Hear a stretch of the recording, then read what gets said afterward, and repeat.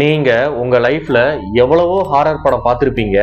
ஆனா இந்த மாதிரி ஒரு ஹாரர் படம் நீங்க பார்த்திருக்கவே மாட்டீங்க. இந்த படத்தோட கிளைமேக்ஸ்ல ஒரு ட்விஸ்ட ரிவீல் பண்ணுவாங்கங்க. நம்ம சத்தியமா நினைச்சு கூட பார்த்திருக்க மாட்டோம். அந்த அளவு ட்விஸ்ட் அண்ட் டர்ம்ஸ் இந்த படத்துல நிறையவே இருக்கு. அதுலயும் குறிப்பா இந்த படத்துல ஜெயில ஒரு ஃபைட் வருங்க. அதெல்லாம் பார்த்துட்டு நல்லா செதறி போயிட்டேன். அந்த அளவு கொடூரமா இருக்கும். 2021ல ரிலீஸ் ஆன மலிக்னன்ட்.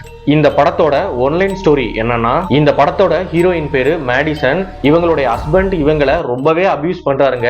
எப்பவுமே அடிக்கிறது, இந்த மாதிரி சித்திரவதைகள்லாம் இவங்களை பண்ணிட்டே இருக்காரு. அப்ப ஒரு நாள் இவங்களை ரொம்பவே அடிச்சிடறாரு. அடிச்சு செவுத்துல மண்டையை முட்டிடுறாரு. முட்டினதுக்கு அப்புறம் அவங்களுடைய தலையில இருந்து ரத்தம் வர ஆரம்பிக்குது. அவங்க போய் ரெஸ்ட் எடுக்கிறாங்க. அப்ப அவங்களுக்கு ஒரு கனவு வருதுங்க. அது என்ன கனவுனா, அவங்களுடைய ஹஸ்பண்ட ஒரு கருப்பு உருவம் பயங்கரமா கொல்ற மாதிரி கனவு காண்றாங்க. உடனே அவங்க கனவுல இருந்து எந்திரிக்கிறாங்க.